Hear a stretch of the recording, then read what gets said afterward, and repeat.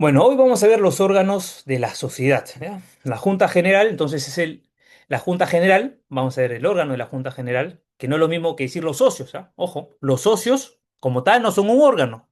Los socios son los socios. El órgano es la Junta General. Luego tenemos al directorio, que ya sabemos que no está presente en todas las sociedades, y la gerencia, un órgano importantísimo. Bien, entonces vamos a comprender en esta clase básicamente las reglas de estos órganos, ¿ya? Vamos a entender cuál es la relevancia jurídica de cómo se organiza en cada tipo de sociedad, cuáles son las competencias y funciones que cumple cada órgano, porque como sabemos, el órgano del corazón no cumple la misma función que el órgano digestivo. Y también sabemos que el órgano digestivo no está todo el tiempo trabajando, ¿no? En principio, como el órgano del corazón, que es permanente. Entonces, lo mismo pasa en la persona jurídica, no todos los órganos están trabajando al mismo tiempo. ¿Ya? Vamos a comprender el rol de cada uno de estos órganos. Y vamos a empezar hablando del órgano supremo, el máximo órgano, que es la Junta General, en todas las sociedades, ¿ya? Incluso en este curso nosotros no estamos hablando de las asociaciones civiles, por ejemplo, asociaciones sin fines de lucro, ¿no? Que en principio no se dedican a la actividad empresarial y que no se les aplica la Ley General de Sociedades, sino el Código Civil. Esas asociaciones también tienen una junta. O hablemos, por ejemplo, de la junta de propietarios, ¿no? En un edificio. Hay que tomar decisiones sobre cómo se va a administrar el edificio. Entonces se reúnen los propietarios y dicen, el edificio se va a manejar así. Bueno, en las sociedades no tenemos el nombre, mejor dicho, de esta junta de propietarios es la Junta General. ¿Y quiénes son? Los socios, los que se reúnen. Bien, entonces, estos, estos socios, cuando se reúnen, activan en ese momento al órgano de la Junta General. Si hablamos de una sociedad capitalista, hablaremos, por ejemplo, de la Junta General de Accionistas. Si hablamos de una Junta General, de una sociedad que no tiene acciones, no diremos Junta General de Accionistas, diremos Junta General de Socios, por ejemplo, o solo Junta General, ¿no? Y evidentemente es porque los socios son los que mandan, los dueños mandan. Bien. Ahora, esta manera en que los socios se obligan y generan, en todo caso, mejor dicho, las reglas con las que va a funcionar la sociedad, tienen que constar en acta. La voluntad a la que lleguen los socios tiene que estar luego un acta. Así se garantiza la transparencia y así el acuerdo tiene validez legal. El papelito manda. Bien, esto va a permitir el funcionamiento de la persona jurídica. Ahora, no es una reunión informal, pues, ¿no? No es que de pronto nos reunimos, conversamos y eso tiene efectos legales, ¿no? Es una asamblea, una reunión, si quieren, formal, donde hay que convocar también previamente a los socios. Ya los que leyeron sus separatas sabrán que hay una excepción en la cual no se necesita la convocatoria. Pero después lo que se busca precisamente es garantizar que participen todos. Y luego vamos a hablar también de quórum, ¿no? Seguro alguno habrá escuchado la expresión no tenemos quórum. Si, por ejemplo, queremos celebrar nuestro cumpleaños y tenemos cinco mejores amigos, y uno está en Brasil, otro en Canadá, otro en Estados Unidos, otro en Europa, yo puedo concluir dos cosas, ¿no? La primera es que tienes amigos con plata. Y la segunda es que con un amigo que te queda en Perú no tienes quórum para una REU, pues, ¿no? Porque no vas a tener quórum. Una REU con uno, no. Entonces, el quórum es ese mínimo de participación que yo necesito para llevar a cabo esa asamblea. Que cuando hablemos de sociedades capitalistas, que es la mayoría, las acciones, el quórum no se computa por personas, sino por acciones. Ya lo vamos a ver. Ahora, aquí también hay mayorías. Ya vamos a aprender hoy día también sobre las mayorías que son importantes para aprobar un acuerdo o no. Y lo que se decida es para todos. Ya, en principio, si tú no ganó tu posición, bueno, es como las elecciones presidenciales, ¿no? Tú no votaste por un candidato, no importa, el presidente va a ser para todos. ¿Ya? Ahora, esta junta general no es que en principio se pueda activar o celebrar cada vez que a los socios se les dé la gana. Sí pueden también celebrarse cuando los socios quieran, pero la ley señala que por lo menos debe haber una junta obligatoria cada año. Esto es en los primeros 3 meses de cada año, entre enero y marzo. ¿Por qué? Porque como saben, la empresa tiene que pagar impuestos. Entonces, hay que aprobar el informe o los balances financieros del resultado económico del ejercicio anterior. Y esto se hace justamente en los 3 primeros meses porque son los meses en los que hay que declarar a quién, a la SUNAT. Ya vamos a ver más adelante, al final de este curso, el derecho tributario. Pero les adelanto que efectivamente hay que pagar una renta. El derecho, este tributo es el derecho de renta de tercera categoría, ¿no? Entonces, los socios, que son los dueños y son los que se van a ver beneficiados con las utilidades, también tienen que aprobar si hay utilidades o no, si hubo pérdidas o no, y eso va a servir también para la declaración, además de para ver si se distribuye utilidades o no, para declarar también los impuestos. ¿Ya? Esta junta es obligatoria. No se dejen sorprender. Si alguien les dice, ah, pero los socios pueden acordar por estatuto que sea al cuarto mes, en abril o en julio, no se puede. Les adelanto que en el derecho hablamos de normas imperativas y normas subsidiarias. ¿Ya? Las normas imperativas son aquellas donde sí o sí se deben de cumplir tal como dice la norma. En cambio, las subsidiarias sirven para cuando tú no has dicho nada y bueno, si no dijiste nada, cualquier cosa se resuelve según lo que señala la ley. Pero si tú has decidido algo, manda lo que dice la ley. Por ejemplo, hemos dicho que una norma subsidiaria que tiene la ley es que en principio las utilidades y las pérdidas se reparten de manera igual a cómo está la proporción de las acciones según el capital. ¿Tienes 30% del capital?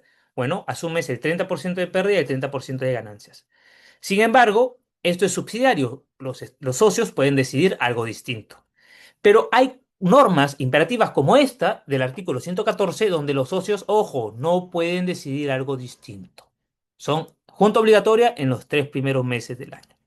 Sin embargo, los socios pueden establecer por el estatuto otras juntas obligatorias. Pero ya la ley no es la fuente de derecho que dice es obligatorio, sino es el propio estatuto, que por ejemplo puede señalar que sí o sí en julio de cada año, antes del mensaje de la nación del presidente, también se va a hacer una junta. ¿Bien? En esta junta obligatoria, la que les he mencionado antes, la que señala la ley, ya les dije que es para evaluar los estados financieros y resultados. Para decidir también si esos dividendos se van a repartir o se van a volver a invertir en el negocio. Además, vamos a ver que es la junta la que elige a los miembros del directorio. ¿Ya? Ahora vamos a entender más al directorio. Pero es la junta quien elige a los miembros del directorio, que es un grupo entre 3 a 10 personas colegiados, es decir, que eligen también o deciden también de manera colegiada por votos y los elige la junta. La junta, como ya saben, por lo menos cada 3 años sí o sí tiene que nombrar nuevo directorio o en todo caso decidir la reelección de los mismos. Pero el directorio ya vamos a ver que dura cada 3 años. En fin, luego también en la junta obligatoria podrán designar a los auditores externos, ¿no? Hemos dicho que un auditor es alguien, es un tercero que la empresa contrata para temas de transparencia, porque como yo quiero atraer inversionistas, los inversionistas a lo mejor no me creen a mí. Es como las universidades, ¿no? Cuando se acreditan, acreditados por tal, ¿no? Es una manera de respaldar que alguien nos diga que estamos haciendo bien las cosas, ¿no? Luego, la relación de una junta obligatoria con la sociedad siempre es de propietario, ¿ya? Que no necesariamente los que gestionan el negocio, ¿bien? Además, vamos a verlo después, acuérdense que el accionista puede ser accionista con derecho a voto, que participa de la Junta General, y el accionista sin derecho a voto, que por tanto no participa de la Junta General. Ya vamos a ver qué pasa con ese accionista. Bueno, y como sabemos, este es el órgano supremo que hace, decide lo más relevante. Ahora, además hay atribuciones generales, ¿ya? Por ejemplo, estamos octubre y de pronto queremos cambiar la denominación de la sociedad. Ya no queremos que se llame HPC Desarrollo Inmobiliario, sino HL Desarrollo Inmobiliario. Listo. Hay que cambiar el estatuto. ¿Qué se requiere para modificar el estatuto? La Junta General de Accionistas. Hay que aumentar o reducir el capital social. Se requiere la Junta General de Accionistas. Ya hemos explicado lo que es emitir obligaciones, pero se los repito. Cuando yo quiero dinero, puedo ir al banco, que es un agente prestamista. El banco reúne dinero del superavitario, es decir, el que tiene mucho billete y quiere invertirlo, y se lo da al deficitario, es decir, el que necesita dinero, por ejemplo, para un negocio. Bueno, pero también está la opción de ir a el mercado de valores o a los mecanismos de inversión directa. Yo ya no necesito el banco, directamente voy con el que tiene billete, que es el superavitario, y por ejemplo, yo le doy un bono, ¿no? ¿Han escuchado los bonos del Estado, por ejemplo? ¿Qué quiere decir? Oye, yo te emito a ti en un documento que te debo 1.000 soles más intereses. Tú me pagas los 1.000 soles que yo necesito, te doy ese título y tú eso lo vas a cobrar cuando venza el título, que puede ser un año, 2 años. Y si quieres también como inversor, lo vendes en el mercado. Obviamente van a ser más atractivos los bonos de las empresas conocidas, de los que sabemos que tienen buen respaldo jurídico, ¿no? Bueno, entonces si queremos emitir este tipo de obligaciones, también requerimos a la Junta General. Luego, muy importante, hemos hablado en la sesión pasada del capital y creo que les adelantaba esto, ¿no? El valor del capital social ayuda también para ver cuándo requerimos a la Junta. ¿Qué pasa? Supongamos que yo tengo en el capital social 100.000 soles y tengo un terreno que yo usaba en mi negocio que está valorizado en 60.000 soles. ¿Ese valor es más del 50% del capital? Sí. He dicho que el capital social es 100.000 soles y este terreno vale 60.000 soles. Si se quiere vender este terreno, el gerente no podría tomar esa decisión, por ejemplo. El socio mayoritario no lo podría tomar tampoco la decisión por sí solo. Sino toda la junta. Muy bien, se requiere la junta. ¿Bien? Entonces, la junta, la que va a tomar esa decisión. Van a votar y ellos eligen. Luego también dispondrán ellos de las investigaciones o auditorías especiales para ver si a lo mejor un administrador o un director no está haciendo bien las cosas. Van a también decidir aspectos muy relevantes de la vida de la sociedad, que ya lo vamos a ver en la subsiguiente sesión, que es cuando la empresa se fusiona o se transforma o se disuelve. Y en general van a resolver asuntos de interés que la sociedad considere relevante para su propio interés. Bien. Ahora, ¿cómo se hace la convocatoria de la Junta? Primero, la convocatoria tiene que ver con esto que ya les dije. La Junta no es permanente. Bien, ustedes cuando usan el órgano digestivo, cuando van a consumir alimentos, ¿no? Entonces convocan a su estómago. ¿No? Van a comer, convocan a su estómago. Bueno, acá es parecido. Van a decidir algo importante que hemos visto ya. Las funciones que hemos visto, hay que convocar a la Junta. Bien. La Junta la convoca, en principio, el directorio. ¿Ya? El directorio decide que hay que convocarla, la convoca. Pero también puede convocarse, por ejemplo, por mandato legal, ¿no? O estatutario. En el estatuto ya les expliqué. Un mandato legal lo expliqué también cuando le explicaba a Oberman el tema del capital social en la clase pasada. Y decíamos que la ley te obliga a que si tu patrimonio real es menos del 50% o es como el 50% de lo que está en tu capital social, tienes que actualizar y modificar la cifra del capital. Entonces tienes que modificar el estatuto. Y para eso necesitas activar la junta. ¿Eh? Entonces es un ejemplo de cuándo se requiere la junta por mandato legal. Y luego también hay casos de cuando un socio también algún supuesto puede convocar a la junta, pero bueno, quedémonos con esto y no nos compliquemos más. Las reglas. Bueno, usualmente como digo, quien lo convoca es el directorio, ya el presidente del directorio. Se convoca cuando hablamos de los asuntos relevantes, que ya los he explicado, como la modificación del estatuto para el objeto social, el capital social o la enajenación de un bien, etcétera. Como mínimo hay que avisar 10 días antes. Esto es parecido como cuando nos invitan a un evento, ¿no? Oye, te invito a mi cumpleaños que voy a celebrar mañana. Hombre, pero me hubieses avisado más, con más tiempo. Mañana ya no voy a poder porque ya quedé con mi abuelita Pepita que la voy a visitar, ¿no? ¿Por qué? Porque sabemos que en nuestra organización es importante la antelación para poder asistir. Sino que vivos, pues. Como yo soy el socio que no le cae a nadie y que piensa distinto a los demás, me van a avisar siempre a último momento y así nunca voy a poder ir, ¿no? Entonces, para que eso no pase, hay unas reglas de convocatoria. Y para otros asuntos que no sean de interés relevante, sino en general, por lo menos 3 días antes. ¿Ya? Ahora, usualmente, este aviso hoy por hoy, ¿dónde se hace? Si no se estableció eso en el estatuto, por lo cual, ¿se acuerdan que les dije que es importante un abogado cuando van a constituir una empresa? Porque por ahí a alguien que no es abogado se le pasa estas cosas, pues. Y a lo mejor no dijo cómo iban a hacerse las convocatorias de la Junta General. Bueno, si es así, tendría que publicarse el aviso en un periódico, pues, en un diario de distribución de esa localidad, ¿no? En Piura había, por lo menos en versión impresa, yo no sé si aún, el diario El Tiempo. Entonces, si la sociedad tiene su domicilio en Tarapoto o en Lima, no valdría si lo publico en Piura, ¿no? Bueno, si es un diario nacional, sí, seguro que sí. Pero en principio hoy lo que hacen las empresas cuando se fundan es establecer en su estatuto, por ejemplo, que pueden ser convocadas por correo electrónico. Yo he hecho también estatutos donde, por ejemplo, señalo que pueden ser convocadas por aplicaciones de mensajería instantánea, ¿como cuál? WhatsApp. Ahora, si pones, será convocada por WhatsApp, a lo mejor un día WhatsApp ya no funciona y tienes Telegram, pues te vas a amarrar tú, ¿no?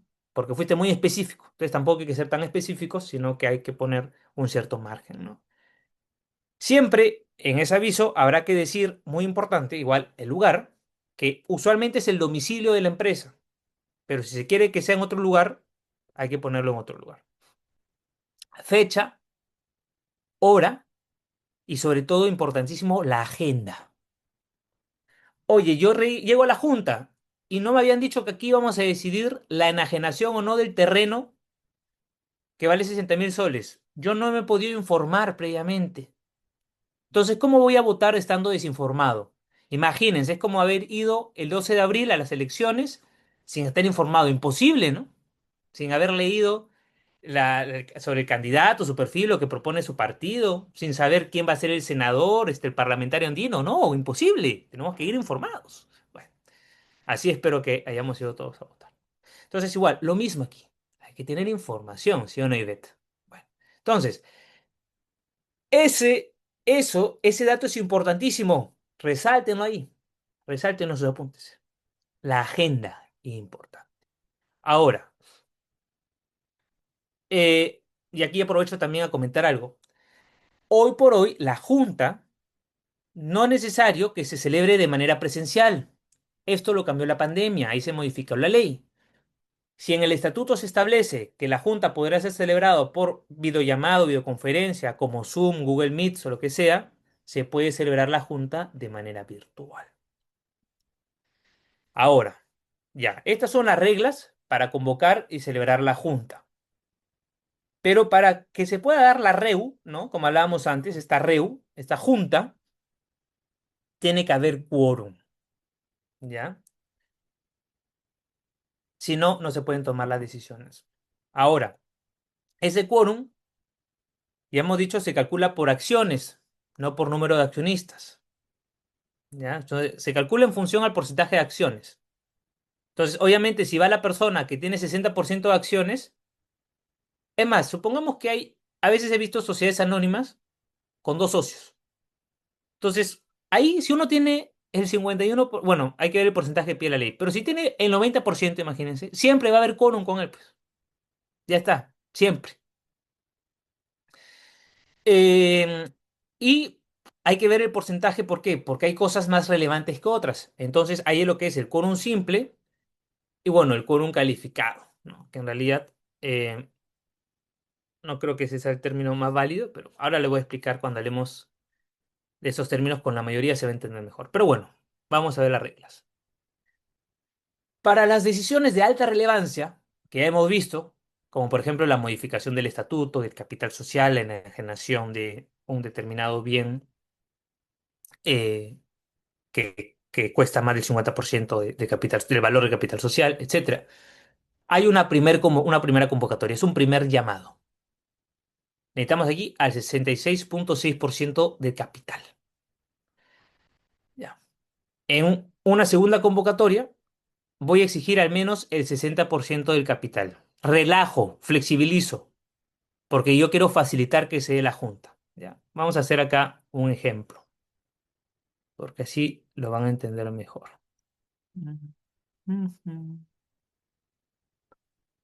A ver, ¿qué es esto? Mm, Pizarra.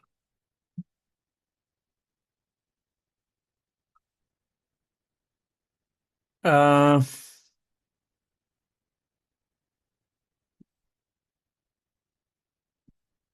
¿ven la pizarra o no? Sí. Sí.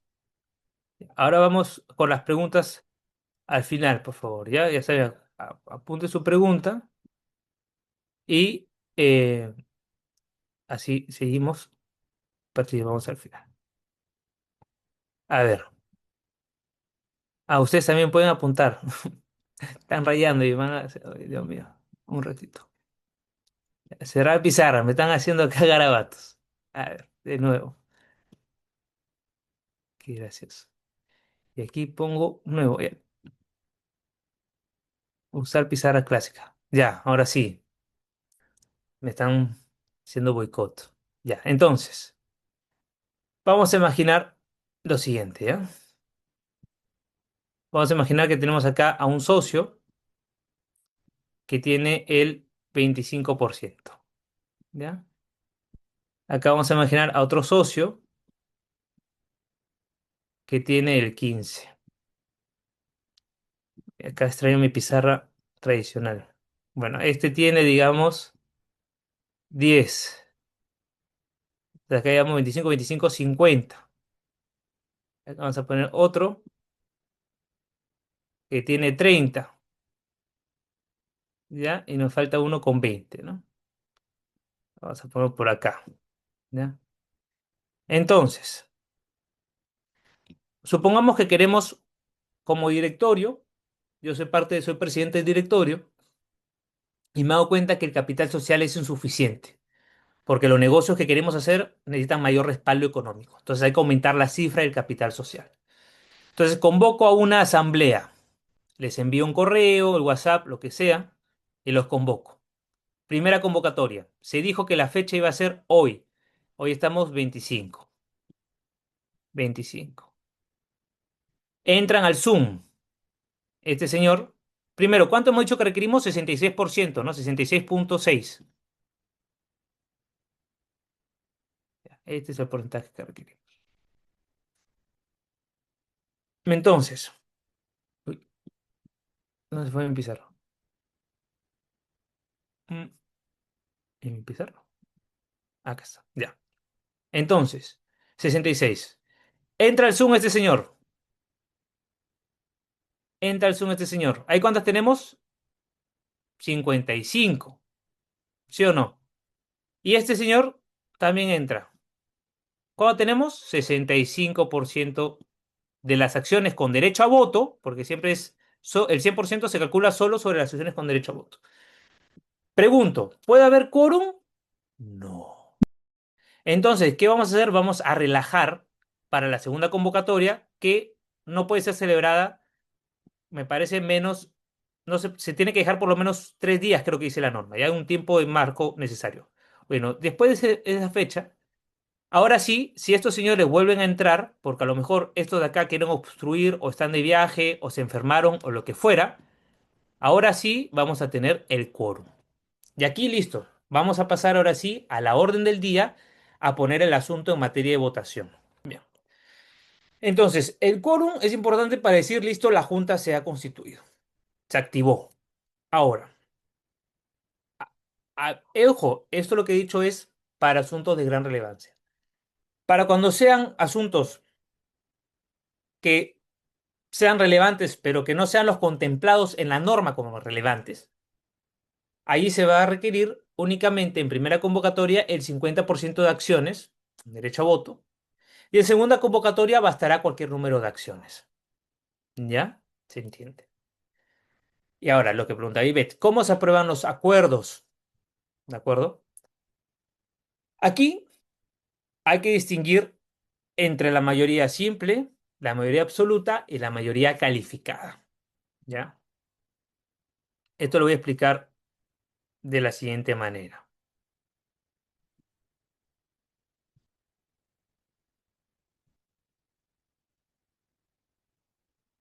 Esto lo voy a explicar ahora no con acciones, o sea, me refiero a las acciones como tal, sino con ejemplo de personas, ¿ya? Para que sea más fácil para ustedes entender el concepto. Si tenemos, imagínense que queremos tomar la decisión entre 20 personas. El acuerdo que quieran. Es más, supongamos que ahorita en el salón, en esta clase, somos 20 personas. ¿Ya? Y queremos decidir si eliminamos el break o no. Si nunca más va a haber break. Que de hecho acá no tenemos break porque decidimos en la primera clase que íbamos hasta las 4, hasta las 3:40. Bueno, supongamos que recién lo queremos decidir. ¿Ya? Y yo les digo, chicos, esto lo vamos a decir con mayoría simple. Entonces, supongamos que de los alumnados que son 20 a la clase ingresan 15. ¿Cuál sería aquí la mayoría simple? Si yo tengo 8 versus 7, lo que elijan estos 8 manda. Listo. El acuerdo se habrá aprobado con mayoría simple. Es decir, se eligió al, la mitad más uno de los que asistieron. Bien, la referencia aquí fue 15. Ahora, ¿qué pasa si yo les digo, chicos, este asunto como es relevante, vamos a aprobarlo por mayoría absoluta? Aquí fíjense que se necesitó que 8 personas digan que sí. ¿Cuántas personas creen que se requiere si yo le digo mayoría absoluta? Si yo le digo mayoría absoluta, se requieren 11. ¿Por qué? Porque absoluta es eso, del absoluto, del total. Ok, a lo mejor vinieron 15 personas. Bueno, de esas 15, 11 tendrán que estar a favor. ¿Ya? ¿Se entiende? 11 tendrán que estar a favor. Ahora, ¿qué pasa si yo le digo, chicos, este es un asunto tan, pero tan importante que va a ser votado con mayoría calificada? En mayoría calificada, yo tengo que decidir el número que voy a requerir. Por ejemplo, podría ser que elija los 2 tercios. Y si yo elijo los 2 tercios, se requiere 13,3. Como no hay 13,3, porque las personas no nos fraccionamos, se requiere 14. Entonces, si se dan cuenta aquí, alcanzar este acuerdo va a requerir un mayor esfuerzo, porque ya no hay que convencer solo a 11, sino que hay que convencer a 14 personas. Con lo cual, que si asistieron 15, va a estar más difícil llegar a ese 14. Esta regla de las mayorías sirve para poner un rigor más alto a determinados asuntos que son más importantes. El concepto de la mayoría sirve para poder decidir el peso que requerimos para determinados asuntos. Las mayorías, ahora podemos ver acá que se distingue entre mayoría simple y mayoría absoluta. La Ley General de Sociedades solo pide mayoría simple y mayoría absoluta. ¿Ya? De hecho, si ustedes leen la ley, le llama distinto, ¿ya? Le llama mayoría calificada, me parece la absoluta. Pero eso son a veces imprecisiones del legislador. A veces hay fallas, como les dije, ¿no? Por ejemplo, nosotros con el régimen tributario tenemos la razón social, en realidad sería la denominación social, bueno, cosas que contrastan entre lo que aprendemos y lo que a veces está en la ley. Pero bueno, se distingue en principio entre mayoría simple y mayoría absoluta. Evidentemente, la mayoría simple, ya hemos visto que es requerir más votos en contra, más a favor que en contra. Y eso se calcula sobre las acciones presentes o representadas, ¿ya? Y la mayoría absoluta, en cambio, como hemos visto, requiere ya no solo ver de los presentes, sino del total de acciones con derecho a voto. Y ahí se va a requerir más de la mitad del total de acciones. Y para asuntos relevantes se exige como mínimo, ya sabemos, los asuntos relevantes que señala la ley, ¿no? Como la modificación del estatuto, el aumento del capital, la enajenación de un bien que tenga un valor como el que ya vimos, la elección del directorio, etcétera. El estatuto podría exigir mayorías más altas, incluso mayorías calificadas, pero no es tan conveniente porque la idea de la Junta es facilitar los acuerdos, ¿no? Por eso también se usa el sistema de mayorías y no la unanimidad. Si no, esto va a parecer al Consejo de Seguridad de Naciones Unidas, ¿no? Donde tienes a Rusia, China, Estados Unidos juntos con Francia y Reino Unido. Pero bueno, si ya sabemos que si Rusia, China y Estados Unidos tienen que tomar una decisión unánime, ya sabemos que nunca llegan a nada por eso, ¿no? Por eso que el Consejo de Seguridad de Naciones Unidas en la práctica es tan eh, inservible, ¿no? Entonces, para evitar que las juntas generales sean inservibles, aquí lo que tiene que regir es la mayoría. ¿Ya? Hay una excepción, ya había adelantado, a la necesidad de convocar a la Junta, y es lo que conocemos como Junta Universal. ¿Qué significa? Universal viene precisamente de que todo el universo de los socios, o sea, es decir, todos los socios, tienen que estar presentes. Y estando presentes, o a lo mejor ingresando a Zoom todos, acordándolo por WhatsApp, si así lo tiene el estatuto, deciden que en ese momento van a celebrar una junta. Pero todos tienen que estar de acuerdo. Basta con el 0,0 con derecho a voto, eso sí, con derecho a voto que no esté de acuerdo, y listo. No hay junta universal. Porque esta se hace sin convocatoria. Sin convocatoria. Y se configura, por tanto, porque cuando se hace el acta, en el acta sale, se pone la junta celebrada a tal fecha, de tal día, siendo el presidente tal en el domicilio o en la conferencia virtual tal. Estuvieron presentes las siguientes accionistas y se pone acción, persona, accionista y el número de acciones que tiene. Y eso tiene que sumar el total. Y ahí recién dice, se discutió como orden del día la modificación del estatuto, por ejemplo. Y se llegó al siguiente acuerdo. Y ahí está el acuerdo. Ya. Esto, en la Junta Universal, repito, todos los accionistas participan. Aquí, por tanto, no hay convocatoria. Y eso sí, tiene que estar todos de acuerdo. Ahora, bueno, ya, esto ya está. La Junta Especial. Si tenemos una Junta General por un lado, la Junta Especial es otra especie de órgano. Pero digamos que este es un órgano, ¿cómo decirlo? Como el apéndice. No todos en la vida somos operados del apéndice, ¿no? Entonces, digamos que de alguna manera para todos es más o menos relevante el apéndice.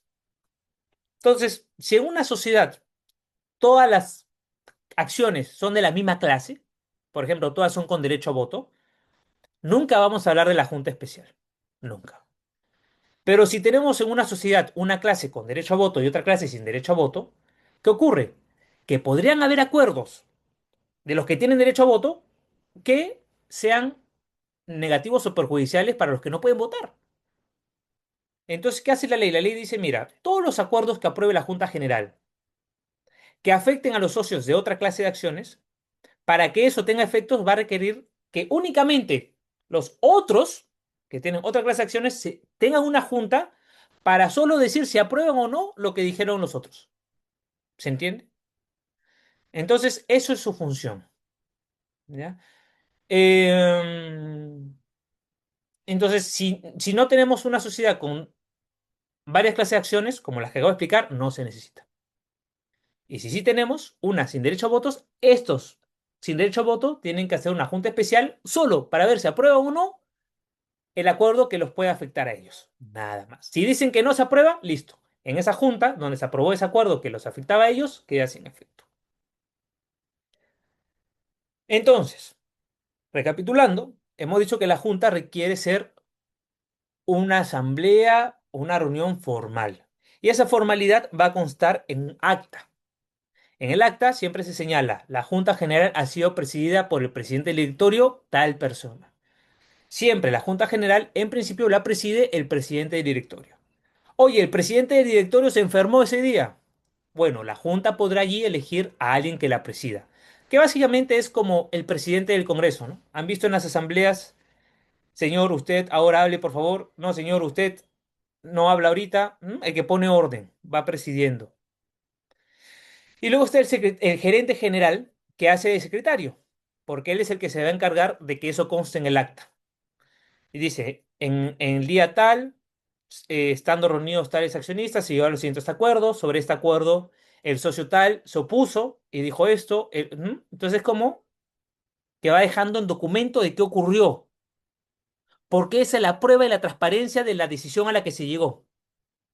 Si no existe un acta firmada, según la ley de la Junta General de Sociedades, perdón, según la Ley General de Sociedades, si no existe un acta firmada, no existe acuerdo con efectos legales, incluso para distribuir utilidades. En la clase pasada, una persona preguntó, oye, en mi empresa, profesor, yo pago las utilidades y ya está. Y yo le dije, ojo, que si no hay junta, en realidad tú estás descapitalizando la empresa porque no estás señalando la voluntad de esa persona jurídica de pagar esas utilidades. Para eso tiene que haber acta.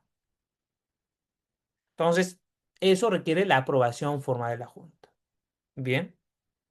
Y eso va en el libro de actas de Junta General de Accionistas. Ahí van a estar todos los acuerdos. ¿Ya? Ahora, cuando sea un acta de una Junta General, se nombra para que firme, o firme en todo caso, el presidente, el secretario y dos accionistas designados.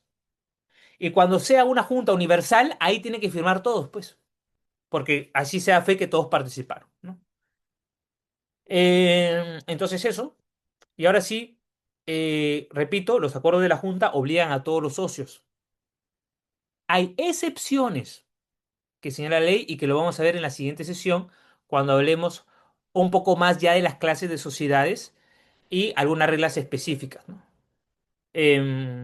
Solo por decir un ejemplo, los socios pueden acordar limitar la transferencia de acciones de manera temporal en las sociedades anónimas, pero aquellos socios que se opongan a eso no se les aplica ese efecto. Entonces, hay ciertas leyes, ciertas normas en la Ley General de Sociedades donde permiten que algunos acuerdos no sean o puedan no tener efecto en los socios que votaron en contra. Pero en general, todo lo que sea sobre la marcha del negocio, todo lo que voten los socios aplica para toda la sociedad.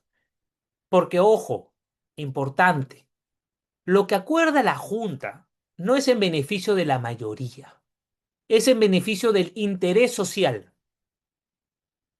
Supongamos, pensemos que en este mundo loco, mis socios y yo nos hemos peleado, ¿eh? Y ellos tienen mayoría. Somos tres, entre ellos dos ganan mayoría. Y nos hemos peleado tanto, pero tanto, que ya no les importa llevar la empresa a la quiebra con tal de perjudicarme a mí. Entonces, claro, empiezan a querer aprobar acuerdos que son malignos para el negocio. Y yo podría impugnar esos acuerdos, porque como son mayoría, no tienen que decidir en el interés de ellos, porque a lo mejor incluso lo que están decidiendo puede beneficiar a ciertas empresas que tienen ellos en otro rubro. Tiene que ser siempre un acuerdo en beneficio del interés de la sociedad, en el interés social. ¿Ya? Ojo con eso. Ahora, por tanto, luego hay que ver si el acuerdo es válido o no. Si contraviene la ley, es nulo. Por ejemplo, un acuerdo donde diga que la junta obligatoria, que he dicho que la ley dice que se celebra dentro de los primeros 3 meses, es decir, entre enero y marzo de cada ejercicio o de cada año económico, si el acuerdo dice que se celebra en julio, nulo. Cuando en el derecho algo es nulo, es como que nunca se dio, no tiene validez legal. ¿Ya? Em, y luego, a lo mejor, si no vulnera la ley, pero vulnera el estatuto, será inválido, ¿no? Ya, estos son cosas más de derecho. Básicamente, ustedes que sepan que algo que no respeta la norma, la ley, es nulo, o algo que no respeta el estatuto, lo que acuerdan los socios, es inválido. Y también, como ya les he dicho, puede impugnarse si en un acuerdo que lesione el interés social, más allá de que haya votado con mayoría o no. El directorio, si no, no acabamos. El directorio. Ahora sí, ya no hablamos aquí de personas que son propietarias. Podría ser que un socio sea además director, pero para eso lo va a tener que nombrar la junta. ¿Bien? El directorio y la gerencia son órganos de administración, es decir, aquí lo que interesa es que el negocio vaya bien. Usualmente el gerente lo verán en las noticias como CEO, ¿no? Por ejemplo, acaban de cambiar al CEO de Apple. La otra vez en clase alguien me dijo, sí, ya lleva mucho tiempo. Bueno, el CEO, ya como 11 años, me dijo de Apple el anterior. En el Perú, el gerente o el CEO no tiene tiempo cuando es nombrado, puede ser nombrado indefinidamente. Pero el directorio máximo puede ser nombrado para 3 años y luego se puede reelegir. Y como es directorio, es plural, es un órgano colegiado. A diferencia del gerente, que es uno, el órgano del directorio es colegiado, como mínimo tres. Y aquí existe separación entre la propiedad y la gestión del negocio. Por ejemplo, yo quiero poner con mi socio porque hemos tenido una herencia de millones y queremos entrar al sector inmobiliario. Entonces, como directorio, a lo mejor nombro a alguien que ha tenido años trabajando en mi vivienda. Nombro a alguien que ha tenido años trabajando como gerente de inmobiliarias importantes del país. Entonces, ellos van a decidir qué es lo mejor para la marcha del negocio. Y me van a rendir cuentas o le van a rendir cuentas a la Junta General de Accionistas. Bien. Entonces, el directorio va a nombrar además a un gerente, ya lo vamos a ver en un rato. Bien. Pero de todas maneras, no es que el director haga lo que quiere. El director es un cargo de confianza además. Por tanto, no es un trabajador. Ya lo vamos a ver después cuando lo comparemos con el derecho laboral. Pero el director es alguien de confianza, es como en las selecciones, ¿no? O en los equipos de fútbol. El director técnico, ¿funciona o no funciona? Si no funciona, va perdiendo, chao, te sacamos. Entonces, aquí, así como cuando nombramos a un entrenador, a un director técnico, lo que nos importa es que el equipo gane, acá es lo mismo. Lo que le interesa a la Junta es que tú estás contratando a alguien con expertise para que ese negocio gane. Y tú no le pagas un sueldo, le pagas una dieta. Y eso se decide también en el estatuto, cuánto va a ganar el directorio. Y no todos los directores ganan igual. Le vas a pagar a cada uno en función de cuánto te ha costado, ¿no? Gareca no cobraría lo mismo que Ñol Solano, con todo el respeto del Ñol, ¿no? Entonces, la expertise de cada director también depende. El director tiene que aceptar además el cargo, ¿no? Si no, tú vas al notario y dices, sí, quiero nombrar como director, no sé, Steve Jobs se murió, pues, ¿no? Pero nombras a alguien y claro, esa persona te van a decir, a ver, ¿dónde está la carta donde él acepta ese cargo? Ahora, cuando el directorio elige, también que sepan que como es un órgano colegiado, hay unas sesiones que hay que activar, hay un quórum también, ¿no? Aquí, por ejemplo, si ocurre lo que dice Beth, oye, tengo tres directores, uno sí quiere, el otro no quiere, hay un voto dirimente. Bueno, ahora, el quórum usualmente se va a necesitar constituir por lo menos la mitad más uno, ¿no? Y cuando sea número impar, el número siguiente. Si tengo un directorio de tres, tendré quórum por lo menos con dos. Listo. Si tengo un directorio de seis, tendré quórum con cuatro. ¿Bien? Entonces, un poco se aplica las reglas que ya vimos. Eh, Ahora, igual, no es un órgano permanente en sesión continua. ¿Ya? Va a sesionar cada vez también que sea necesario, con más frecuencia que la Junta. Eso de todas maneras. Pero tampoco es un órgano permanente. El directorio es designado exclusivamente, y hemos dicho, por la Junta General. Sin embargo, ahí en la separata van a ver el caso de la cooptación, que es un supuesto en el cual los directores, para salvar el quórum necesario, nombran entre ellos a un director. Lo mejor que puede hacer la Junta General siempre es, en todo caso, tener directores suplentes o alternos. La diferencia del suplente y alterno es que el alterno es para esa persona específica. Por ejemplo, yo nombro como director a Josué Olivas. Su director alterno va a ser Ivette Alarco. Entonces, Josué le dio COVID, no puede ir, va Ivette. O, por ejemplo, nombro como director a Josué Adriano, a Ivette y a Gloria, pero Gloria como suplente. Entonces, si Josué y Ivette no van, Gloria reemplazará a cualquiera de los dos. ¿Bien? Eso se puede poner también en el estatuto. No existen requisitos estrictos para ser director. en función o en principio, los directores suelen ser personas ya decanas, con mucha experiencia. Entonces, a nadie se le ocurriría poner pues a un pulpín, ¿no? O a alguien menor de edad, eso sí no se puede. Tampoco a alguien incapaz que no tiene desarrollo cognitivo, no se puede.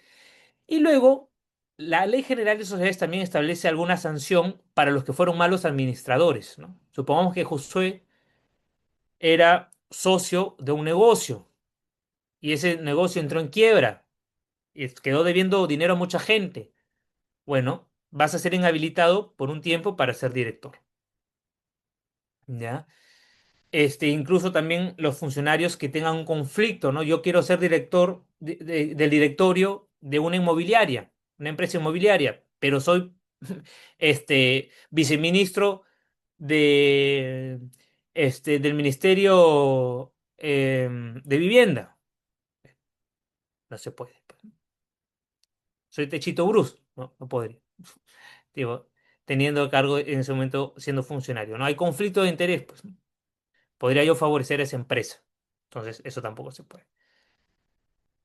El director, siempre cuando esté impedido, o porque, claro, a lo mejor no tenía impedimento, pero después me eligieron ministro, pues. Entonces, ahí tendré que renunciar. O tampoco puedo ser alguien que tenga conflicto de interés. Si yo soy socio de una inmobiliaria, no podría ser director de otra inmobiliaria, que es mi competencia, ¿no? El director, en todo caso, también cuando le haga daño a la empresa con sus decisiones, va a responder ante la sociedad. Ya por eso la sociedad siempre lo está fiscalizando. El periodo del directorio ya hemos dicho que es entre 1 a 3 años. Y sin embargo puede ser reelegido, ¿ya? Si es que vence el tiempo y aún no se ha elegido un directorio, ese directorio sigue en funciones. Las actas del directorio también son indispensables para poderle darle validez y eficacia a lo que ellos acuerdan. Lo mismo que hemos dicho antes, si no está en acta, no tiene validez legal. Y también hay un libro de acta de directorios. Ahí siempre está documentado todo lo que hace el directorio, si no eso carece de relevancia jurídica. Ahora, lo no documentado, o mejor dicho, lo documentado siempre también va a señalar la hora en la que se llevó a cabo, el lugar y los asistentes, ¿no? Evidentemente, el directorio también tendrá su convocatoria. Tendrán que convocarse para decidir los asuntos que van a sesionar. Sin embargo, en el caso de los directorios, no es necesario que la agenda, la convocatoria, te señale todos los elementos. A veces por proteger información sensible, pero también a veces porque hay tantas cosas que ven en la marcha del negocio y además que ellos que todo el tiempo están enterados de cómo va el negocio pueden decidir atender en ese momento. Bien. Em, Igual, las actas de directorio permiten generar constancia de estos acuerdos. ¿Y qué pasa? Como el directorio es responsable de lo que elige, de lo que decide, esto es parecido a los ministros, ¿ya? Pensémoslo de esta manera. Imaginemos que en el Perú, nosotros, ciudadanos peruanos, somos los propietarios o los dueños de nuestro país, ¿no? Nosotros somos los dueños. De hecho, siempre decimos, las cosas se hacen con los impuestos que pagamos, ¿ya? Nosotros como peruanos elegimos cada 5 años, vamos a decir, a nuestros representantes que van a ser los de la Junta General de Accionistas, ¿ya? Ahora, ¿qué hace el Parlamento? ¿Qué hace una junta? Pone los lineamientos, decide lo más relevante. Y hay alguien que tiene que ejecutar las cosas. ¿Bien? ¿Quién ejecuta? El gerente, ¿no? Pero en este caso, el gerente, que además el directorio lo nombra, porque estoy más o menos para que entiendan, el gerente, que además tiene responsabilidad con el directorio, toma las decisiones, ¿no? El presidente tiene un especialista, precisamente deben ser especialistas, pues, ¿no? No es cuestión de amiguismo político. Oye, tú vas a ser ministro de salud porque tienes gran experiencia manejando la gestión pública en salud. Bueno, claro, Ivette me dice, ojalá, ojalá fuera así, ¿no? Bueno, ¿qué ocurre? Como saben, las decisiones que toma el presidente, porque el presidente en el Perú no tiene responsabilidad política, la responsabilidad es del ministro. Y cuando se toman decisiones la presidencia del Consejo de Ministros, todos son responsables. ¿Cómo haces tú para salvarte tu responsabilidad? Renuncias, ¿no? Por eso cuando hemos visto casos que rozan ya con lo legal o lo ilegal en el Perú, hay ministros que para no tener responsabilidad renuncian. Bueno, el director también podría ver que a lo mejor en el directorio se está tramando algo trucho, que no responde de manera fiel a los intereses de la empresa. Entonces pueden decir que en el acta pueden hacer constar de que ellos no están votando a favor de eso. ¿Mm? Igual, si como directorio nombrado recientemente en el libro o en los libros que nos han dado de la gestión anterior vemos y detectamos cosas ilícitas y no decimos nada, también vamos a tener responsabilidad solidaria. Entonces, es muy importante, después vamos a ver, cuando veamos, creo que también vemos sí, en este curso, delitos empresariales, ¿no? Para que tengan cuidado como empresarios, ¿no? Como gerentes. Es muy delicada. Hay delitos, por ejemplo, como administración fraudulenta, cuando no se comunica a la sociedad asuntos de interés, cuando se usan los fondos para un objeto distinto. Y esas son responsabilidades serias e importantes. Entonces, hay un estándar, ¿ya? Cuando alguien, a ver, en el derecho, los estándares son importantes. ¿Por qué? Porque es la manera en que imputamos la responsabilidad de la conducta de una persona en función a la expectativa. ¿Ya? Por ejemplo, supongamos que en casa tenemos hijos menores y también tenemos ratones. Entonces, a esos otros hijos menores, a esos ratones, les queremos poner pues su racumín, su venenito para que caigan como ratatouille, ¿no? Caen, listo, se acabó. Y por ahí, claro, hemos dejado pues caramelitos, golosinas con veneno y tenemos en casa niños de 3 años, 4, y están ahí, al aire libre. Uno de los hijitos come eso, fallece. ¿Ustedes creen que será suficiente que el papá diga, no, yo no quise que mi hijo comiera? No, pues. Porque se le va a decir, oye, un padre responsable, que tienes hijo cargos, ¿acaso actúa de esa forma? Hay un estándar, ¿no? Entonces te vas a ir a la cárcel por, en este caso sería una especie de parricidio culposo. Claro, porque tienes la responsabilidad, tenías un deber y no has cumplido con ese deber, que ese deber se te pone como estándar. Entonces, el día de mañana igual hay un deber o un estándar que es el de ser un ordenado comerciante, un ordenado director. Oye, tú eres director de la empresa. Se te dice, ¿dónde están los acuerdos que tú has celebrado con tales proveedores? No, es que he perdido el acta. No, es que no tengo ese contrato. No, es que no hice seguimiento al caso. Es como, hombre, eres responsable por esa mala gestión. Porque tú tienes que ordenar o que llevar la gestión del negocio de manera ordenada. ¿M? Entonces, es un estándar que también se le impone al directorio para saber si es buena la gestión que hace o si por el contrario esa mala gestión puede ocasionar pérdidas al negocio. Y podrá ocurrir también, como ocurre muchas veces, de aquellos directores corruptos que celebraron tratos corruptos y que después también manchan el nombre de la empresa. ¿De quiénes perjudican? A los socios.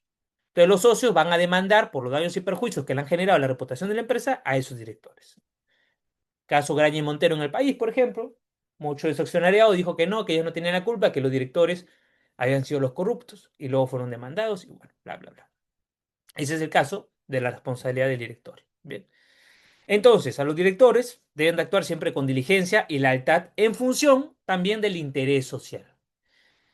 Y si también los socios planifican algo ilegal, ellos van a ser también como cómplices, ¿no? Tienen esa responsabilidad solidaria con los socios.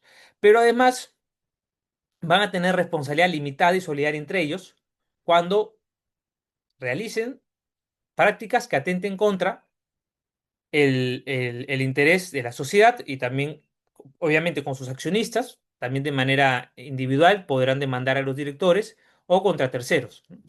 Que pueden ser proveedores, consumidores, etcétera. Ahora, el directorio, ¿cuándo responde? Pues, evidentemente, cuando no ha seguido las normas de la ley o del estatuto, cuando actúa con dolo, esto lo vamos a ver sobre todo cuando veamos el tema de los delitos empresariales, que básicamente es con esa intención y conocimiento de defraudar a la sociedad. abusando también de sus facultades, ¿no? Por ejemplo, yo tenía facultad de aprobar financiamientos de la empresa y he financiado a amigos míos que ni siquiera tienen buen récord crediticio y eso va a afectar en realidad cuando incumpla a la economía de la empresa. Negligencia grave, ¿no? Como la del papá y el veneno, es decir, cuando yo no cumplo con cierto estándar mínimo que debería yo de cumplir. Y como ya dije antes, cuando ha conocido irregularidades anteriores y tampoco las ha denunciado. Es importante, como ya saben, el acta, porque este acta va a documentar todas las tomas de decisiones, precisamente del directorio. Va a ayudar también a que si alguien quiera salvar su responsabilidad, lo va a hacer constar en el acta. Y además, eh, siempre van a poder constar en ese libro de la empresa, que es el libro de acta de directorios, que todos los acuerdos puedan ser también fiscalizados por la sociedad, por la Junta General de Accionistas, para ver si están cumpliendo en función al interés de la empresa o no. Hay un plazo para ejercer la acción de responsabilidad de la Ley General de Sociedades en el caso de actos que generen daños a la empresa, sin perjuicio también de esas responsabilidades penales que ya luego vamos a estudiar. ¿Ya? Em, que sepan también que el directorio en las sociedades anónimas cerradas no va a existir. ¿Por qué? Porque como vamos a ver en la siguiente sesión, la sociedad anónima cerrada o la SAC o también la sociedad de responsabilidad limitada son grupos de empresas cuyos accionistas son reducidos o cuyos participantes son un número limitado, que en realidad, además de ser los dueños, van a dirigir el negocio. Usualmente son negocios que no requieren de un expertise tan alto, ¿no? No es lo mismo montar una panadería, bueno, una panadería, creo que mejor es, no sé, una librería, a lo mejor que es importar y vender los materiales útiles, me parece que a lo mejor abrir una inmobiliaria, ¿no? Que hay que saber sobre el real estate, cómo se mueve el mercado inmobiliario, etcétera. O sea, hay que tener gente que conozca. Hay mucho dinero también en capital, entonces va a depender de la magnitud del negocio. Finalmente, la gerencia, este sí es un órgano permanente, ¿no? El gerente es como el jefe de Estado en ese sentido. Es el que da la cara, es el CEO, como decíamos, el que representa la marcha del negocio en su día a día. Oye, que hay que comprar una impresora. Claro, no vamos a reunir a la Junta General de Accionistas para comprar una impresora, ¿no? Y el gerente va a tomar esa decisión. Y todas las decisiones que tome el gerente también tienen que ser en favor de qué? Del interés de la sociedad. ¿Ya? El gerente es designado por el director, porque precisamente el gerente va a ejecutar también los lineamientos que el directorio le diga. ¿Mm? Ustedes llevarán cursos en administración de negocios, empresas, los que están estudiando, en el programa que están estudiando, obviamente para saber qué tipo de decisiones son convenientes o no al negocio. Eso no estamos estudiando aquí. Yo acá no les voy a decir cuándo alguien es buen gerente o mal gerente. Tendría yo que ser un especialista en gerencia empresarial, gestión empresarial. Yo no lo sé. Yo solo sé cuándo el gerente se extralimita en sus facultades o en sus funciones. Y ustedes tienen que saber cuándo también el gerente este, actúa de manera contraria al interés de la sociedad. ¿Ya? Porque además los actos del gerente, mucha atención aquí, obligan, en principio todos los actos del gerente obligan a la sociedad, porque es quien representa la voluntad. A ver, cuando en el Perú se requiere firmar un tratado, ¿quién firma? ¿Puede ir Josué o puede ir Araceli o Valentina y decir, vengo a firmar en nombre del Perú? Firmo en nombre del Perú que a partir de ahora en el Cusco eh, estas montañas son tuyas. Le digo a Italia, por ejemplo. No puedo, pues, ¿no? ¿Quién serás tú? Tú tienes que mostrarme cosas, tus poderes. Bien. La idea de los poderes, de hecho también de ahí viene toda la teoría de representación diplomática, se desarrolla en Italia, más o menos en los años 1200, eh, con el, bueno, de hecho incluso desde el Imperio Romano ya se hablaba, de hecho, de ahí viene diplomacia, ¿no? Diploma era como una especie de, diploma se llamaba una especie de placa de metal que se doblaba y ahí uno señalaba que venía en representación del emperador. ¿Qué quiere decir eso? Oye, yo tengo poderes. El gerente es alguien que viene y dice, oye, yo tengo poderes. ¿De quién? De esta sociedad. Yo represento esta sociedad. Entonces, hay algo que es la presunción de poderes mínimos que debe tener el gerente. Oye, te nombres gerente, ¿ya? Tú eres el gerente. Ahora vamos, Gloria, contigo. Tú eres el gerente. Y como gerente no puedes comprar una impresora, no te pase, pues. O sea, ¿para qué te hacen gerente? O eres gerente y no puedes firmar con un proveedor. Entonces, en realidad el gerente es la persona que asume esa cara frente a la empresa. Y por ejemplo, siempre en los contratos de la empresa va a salir la empresa tal, con RUC tal, representada legalmente por tal. El gerente es el representante legal de la empresa. Entonces, si tú quieres ponerle un límite a ese poder del gerente, por ejemplo, a lo mejor quieres que el gerente no tenga poderes para vender los terrenos de la empresa, bueno, eso tiene que estar en registros públicos. Y ahí tienen que estar los límites, porque si no, no va a tener validez frente a ese tercero. Entonces, supongamos que Josué, Clara, Gloria y Beth son socios. Me nombran gerente, porque además una sociedad anónima cerrada no tiene directorio. Entonces, bueno, ellos me nombran a mí como gerente. Entonces yo voy y busco a la sociedad conformada por Araceli, Valentina, Overman, Evelyn y Cristel.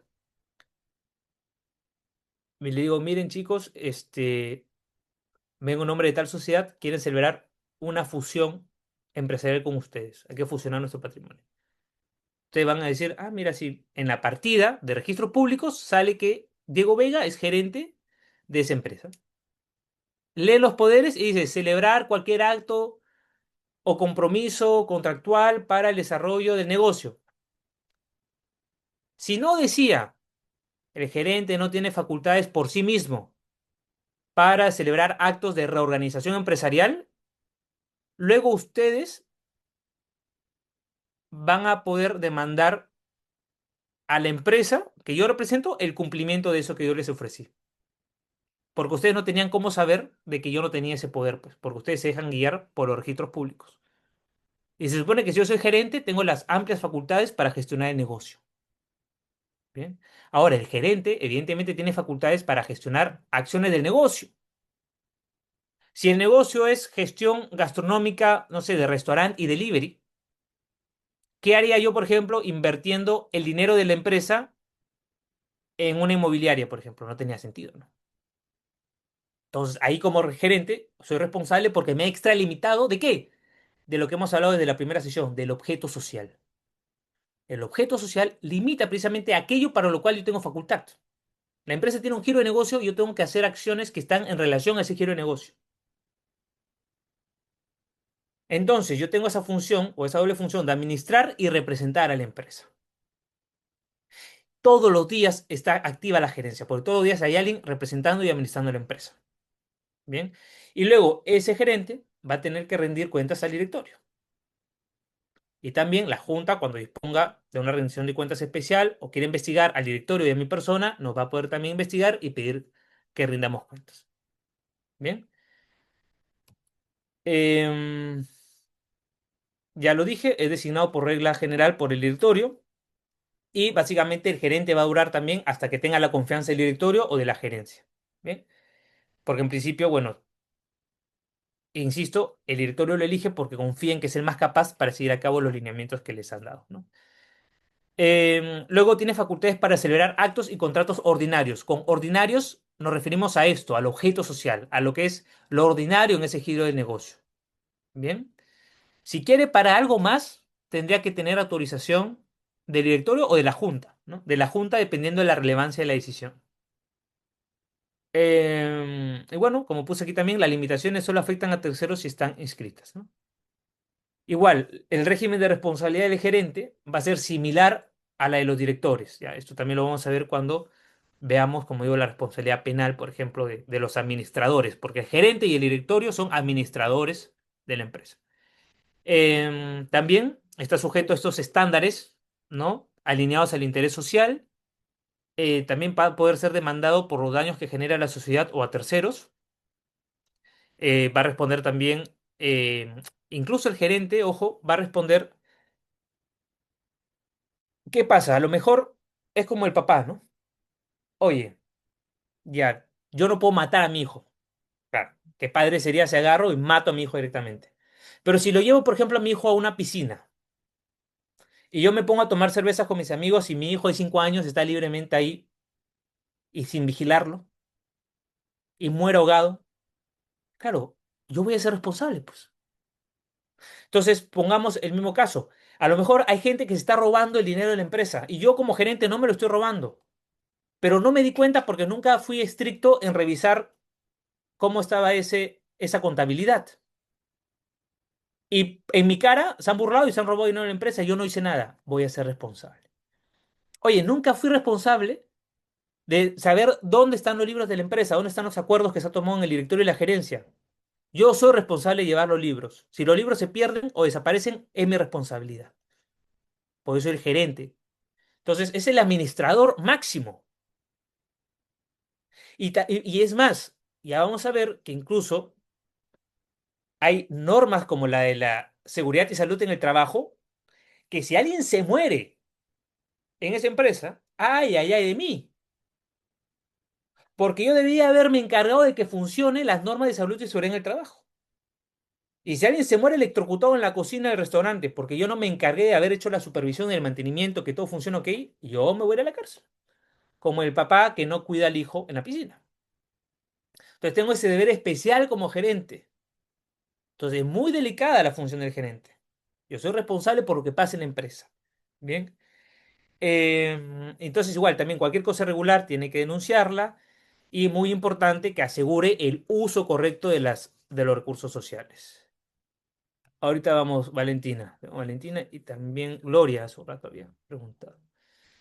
Ya para terminar aquí, la gerencia no puede usar fondos con fines ajenos al objeto social.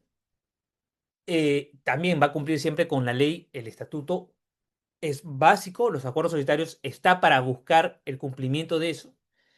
Va a poder tener responsabilidad solidaria con el directorio también, si no denuncia ni señala acuerdos negativos al interés social que decía el directorio.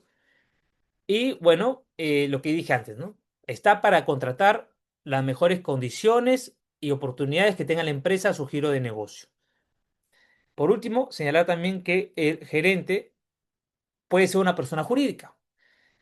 No sé si han visto, pero hoy en día también como es muy difícil con la poca comunicación que cada vez existe en las personas, administrar, también que los edificios ahora tienen muchos propietarios, administrar la junta de propietarios, es decir, administrar el edificio, eso ya más difícil. Y hay empresas que dan o brindan el servicio de administrar tu edificio. Entonces, tú contratas a los administradores que son expertos en administrar edificios y listo. Se ahorra la junta de propietarios un problema. Delega esa administración a esa gerencia contratada. Bueno, también hay personas jurídicas que brindan el servicio que su giro de negocio es gerenciar empresas. En ese caso, mi gerente, yo puedo nombrar que mi gerente sea gerentes del Perú, Sociedad Anónima, y listo. Ese gerente del Perú, Sociedad Anónima, tendrá un representante legal. Esa persona es la que asume la responsabilidad del gerente. ¿Ya? En el directorio siempre van a ser personas naturales. No hay ahí la posibilidad de que sean personas jurídicas. Y listo. Ahora sí, hemos terminado.